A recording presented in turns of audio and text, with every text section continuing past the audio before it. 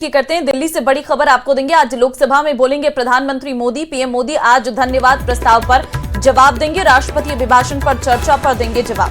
शाम 5 बजे समय बताया जा रहा है जब प्रधानमंत्री नरेंद्र मोदी आज लोकसभा में बोलेंगे, और क्योंकि बजट सत्र की शुरुआत ही होती है राष्ट्रपति के अभिभाषण के बाद, और दोनों सदनों को संबोधित भी किया था राष्ट्रपति ने, जहां तमाम कामकाज गिनाए भी गए थे सरकार के, और आज उसी राष्ट्रपति के अभिभाषण पर जवाब भी अपना देंगे। शाम 5 बजे प्रधानमंत्री नरेंद्र मोदी धन्यवाद प्रस्ताव भी आज देंगे। राष्ट्रपति के अभिभाषण पर चर्चा पर भी आज जवाब देंगे पीएम मोदी।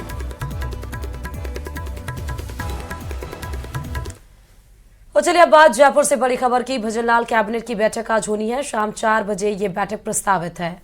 बिल्कुल बड़ी खबर आपको दे रहे हैं। भजनलाल कैबिनेट की आज बैठक रहने वाली है। 4 बजे का समय रहेगा जब ये बैठक रहने वाली है। 4 बजे का समय प्रस्तावित किया गया है। इसमें कई अहम फैसलों पर मोहर लग सकती है। देखिए, विधानसभा का सत्र भी चल रहा है और इसी दौरान भजनलाल कैबिनेट की भी ये अहम बैठक आज रहने वाली है, जिसमें कई अहम फैसले बताए जा रहे हैं जिन पर चर्चा की जा सकती है, और कुछ नए फैसले ऐसे हैं जिन पर मोहर लग सकती है। कल ही आपने देखा कि कल नया विधेयक एक लाया गया था, जहां पर अगर किसी का जबरन धर्मांतरण कराया जाएगा तो उसके खिलाफ कठोर सजा दी जाएगी। आज बैठक में क्या कुछ होने वाला है, इसकी जानकारी पूरी देंगे। फोन लाइन पर हमारे संवाददाता रोशन जुड़ चुके हैं। रोशन, आज कैबिनेट बैठक है भजनलाल की, क्या कुछ आज बैठक में होने वाला है?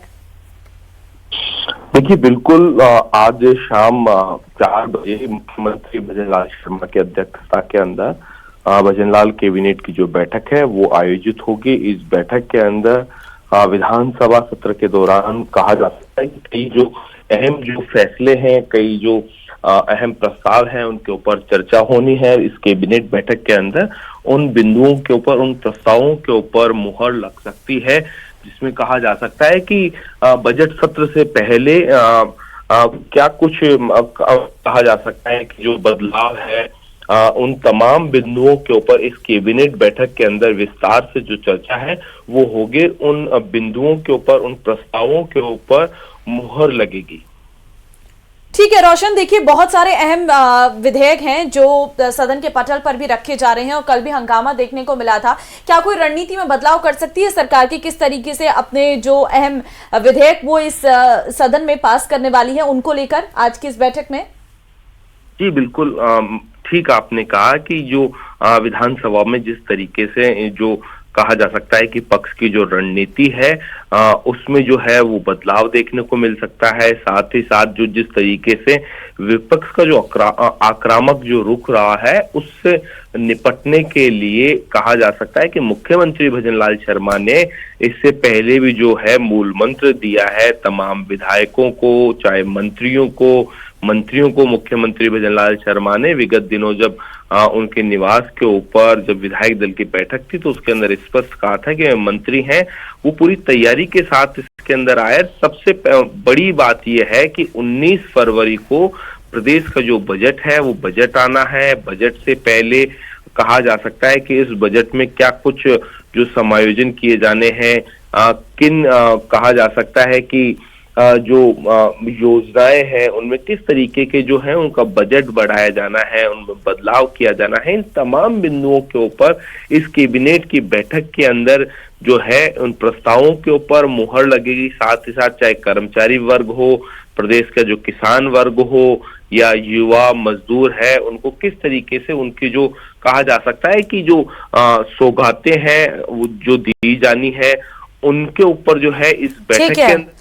बहुत शुक्रिया रोशन तमाम जानकारी देने के लिए खबर पर।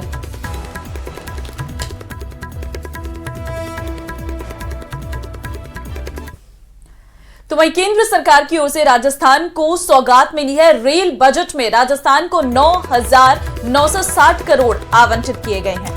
मुख्यमंत्री भजनलाल शर्मा ने केंद्र सरकार का इस बड़े सौगात के लिए आभार भी जताया है। मुख्यमंत्री ने पीएम मोदी और रेल मंत्री अश्विनी वैष्णव का आभार जताया है। मुख्यमंत्री ने कहा कि बजट में आधुनिकीकरण, रेलवे स्टेशन के पुनर्विकास और इंफ्रास्ट्रक्चर के विस्तार के संबंध में महत्वपूर्ण निर्णय है। ये प्रदेश को 9,960 करोड़ रुपए आवंटित किए गए हैं, जो कि साल 2009 से 2014 तक आवंटित बजट से 14.5 गुना अधिक है। तो देखिए, मुख्यमंत्री भजनलाल शर्मा ने केंद्र सरकार का आभार भी जताया है, क्योंकि रेल बजट बढ़ा दिया गया है। 9,960 करोड़ आवंटित किए हैं और ऐसे में केंद्र सरकार का आभार सीएम की तरफ से जताया गया है।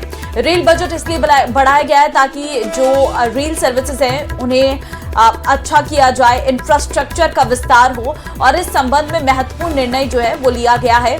प्रदेश को 9,960 करोड़ रुपए आवंटित किए गए हैं रेल बजट में। तो केंद्र सरकार ने अपना बजट जारी किया था 2009 से 2014 तक, यह आवंटित बजट से 14.5 गुना अधिक है। राजस्थान विधानसभा में मंत्री गजेंद्र सिंह खिंसर राजस्थान विधि विरुद्ध धर्म संपरिवर्तन प्रतिषेध विधेयक 2025 को पेश किया है। अब सदन में इस विधेयक पर चर्चा होगी। अगर ये विधेयक पास हो जाता है तो 16 साल बाद प्रदेश में नया धर्मांतरण कानून बनेगा। और दरअसल साल 2008 में वसुंधरा राजे सरकार के वक्त में भी इस बिल को लाया गया था, लेकिन राष्ट्रपति की मंजूरी नहीं मिलने पर बिल लागू नहीं हो पाया था। लेकिन अब उम्मीद यही जताई जा रही है कि इस बार ऐसा कुछ नहीं होगा, बिल लागू हो जाएगा। देखिए इसी पर रिपोर्ट।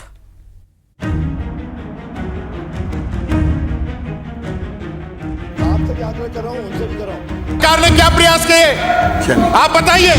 आप यह मिथ्या तथ्य पेश कर रहे हैं। धर्मांतरण विरोधी विधेयक सदन में पेश। विरोध धर्म संपरिवर्तन प्रतिषेध विधेयक 2025 को पुरस्थापित करने की आज्ञा के लिए प्रस्ताव करता हूं। जबरन धर्मांतरण पर 10 साल तक सजा का प्रावधान। विधानसभा में मंत्री गजेंद्र सिंह खीमसर ने किया पेश।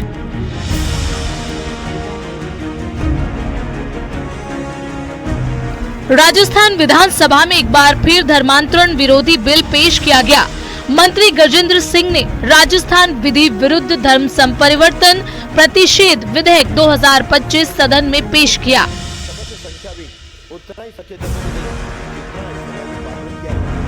इस बिल को बजट सत्र में ही बहस के बाद पारित कराया जाएगा। विधेयक के पारित होने की तिथि बाद में निर्धारित होगी। गलत प्रचार कर आर्थिक रूप से प्रलोभन देकर भविष्य के झूठे झूठे समझबाग दिखाकर धर्म परिवर्तन कराते थे। साथ रहने का समझबाग दिखाकर उन सब की रोकथाम के लिए विधेयक लाया गया है। भविष्य में सभी धर्मों में, सभी समाजों में सामंजस्य रहे, प्रेम भाव रहे, आरोप नहीं लगे, किसी भी बहन बेटी के साथ अन्याय नहीं हो, किसी व्यक्ति और भाई के साथ अन्याय नहीं हो, उसकी इच्छा के विरुद्ध कुछ भी नहीं हो, इसीलिए विधेयक लाया गया है। करीब 16 साल पहले वसुंधरा राजे सरकार में भी इस बिल को पारित कराया गया, लेकिन राष्ट्रपति की मंजूरी नहीं मिलने से बिल कानून की शक्ल नहीं ले पाया।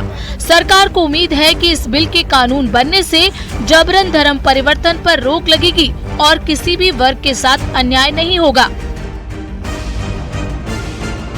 हुआ है, अब जिस दिन चर्चा होगी तब पूरी बात करेंगे।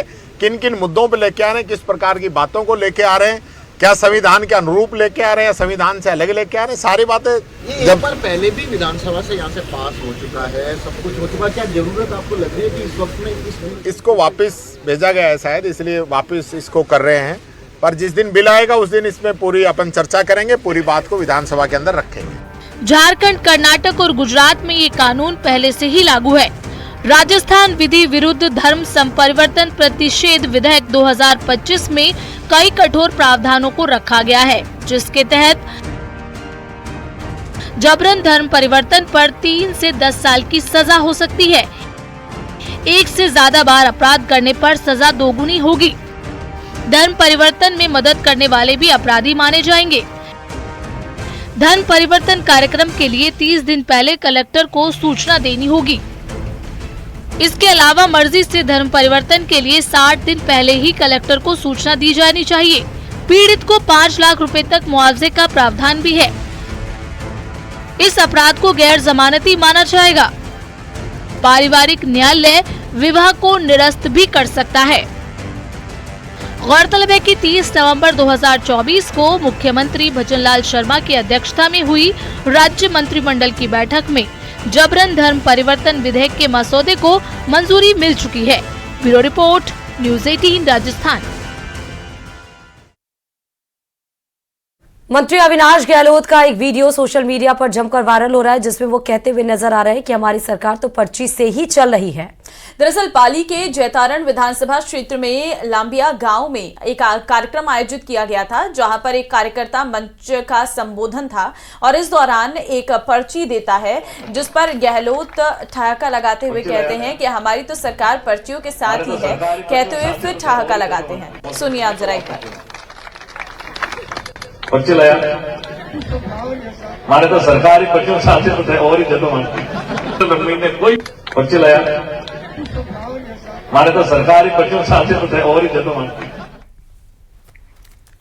तो वहीं दौसा से अब आपको बड़ी खबर देंगे। NH 21 पर खैरवाल मोड़ पर सड़क हादसा हुआ है। कार को पीछे से डंपर ने टक्कर मार दी है। हादसे में कार सवार बेटे की मौत हो गई है, मां भी घायल बताई जा रही है। कार सवार मां बेटे जयपुर से भरतपुर की गीता कॉलोनी की तरफ जा रहे थे, तभी यह सड़क दुर्घटना घटी। सदर थाना पुलिस ने दुर्घटनाग्रस्त वाहनों को हटाकर यातायात को सुचारू करवाया है। NH 21 पर खैरवाल मोड़ के पास ये सड़क हादसा बताया जा रहा है। हादसे में कार सवार बेटे की मौत हो गई है, मां इसमें घायल है। कार सवार मां बेटी जयपुर से भरतपुर की गीता कॉलोनी जा रहे थे और कार को पीछे से डंपर ने टक्कर मारी है। इस दौरान यह हादसा बताया जा रहा है। तस्वीरें आपके सामने, आप देख सकते हैं कि किस तरीके से यह हादसा हुआ है, जहां पर कार सवार बेटे की मौत हो गई है, मां घायल है। मां बेटे जयपुर से भरतपुर की गीता कॉलोनी जा रहे थे और इसी दौरान ये दुर्घटना घटित हुई है, जहां पर कार को पीछे से एक डंपर ने टक्कर मार दी है।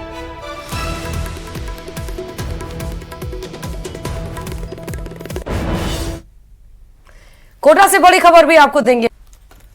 बारा शहर के भूल भुलैया चौराहे के समीप एक कार में अचानक आग लग गई और देखते देखते आग जो है पूरी कार में फैल गई और आग लगते ही तस्वीरें आप देख सकते हैं कि कार किस तरीके से आग का गोला बन गई है।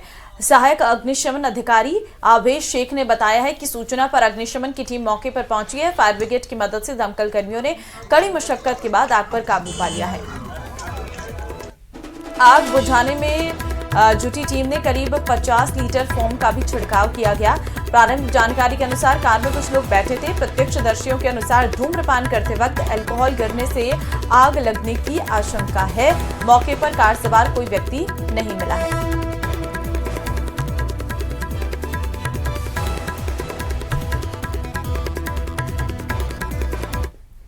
और अब जयपुर से बड़ी खबर आपको देंगे। डॉक्टर के साथ दुर्व्यवहार का एक पूरा मामला है। आज सेवारा डॉक्टर्स काली पट्टी बांधकर अपना विरोध जताएंगे। कल भी डॉक्टर्स विरोध पे थे, आज फिर ये बताया जा रहा है कि आज भी काली पट्टी बांधकर डॉक्टर्स विरोध जताएंगे। कल सेवारा डॉक्टर्स ने 2 घंटे का पेन डाउन हड़ताल किया था और उपखंड अधिकारी के खिलाफ कार्रवाई की मांग की गई थी।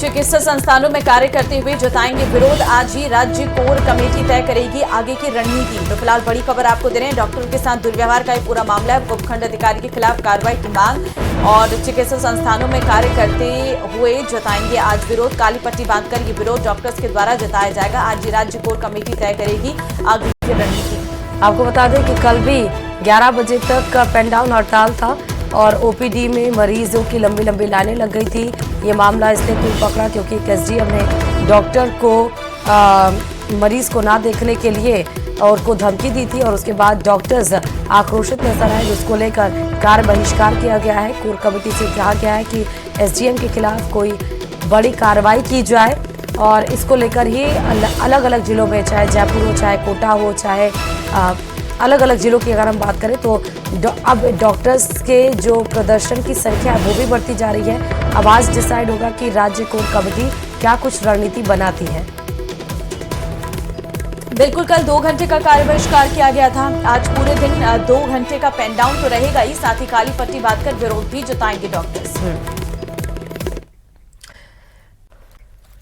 और अब मौसम से जुड़ी बड़ी खबर आपको देंगे। पश्चिमी विक्षोभ के असर से बदला है मौसम का मिजाज। जयपुर, अजमेर, भरतपुर, उदयपुर संभाग में कहीं कहीं बारिश के आसार हैं। बीकानेर संभाग के भी कुछ इलाकों में बारिश के आसार नजर आ रहे हैं। तो पश्चिम विक्षोभ सक्रिय होने वाला है और इस वजह से ठंड अब ज्यादा बढ़ जाएगी। कहीं कहीं पर बारिश होंगे तो कहीं पर भी विजिबिलिटी यानी घना कोहरा भी छाया रहेगा, जिस वजह से विजिबिलिटी भी काफी कम नजर आएगी। तो अचानक से फिर से मौसम ने यू टर्न लिया है। अभी तक मौसम बिल्कुल सुहाना हुआ था, जहां ना ज्यादा ठंड थी ना ज्यादा गर्म था, लेकिन अब मौसम विभाग ने कहा है कि पश्चिमी विक्षोभ सक्रिय के चलते मौसम का मिजाज बदलता हुआ नजर आएगा।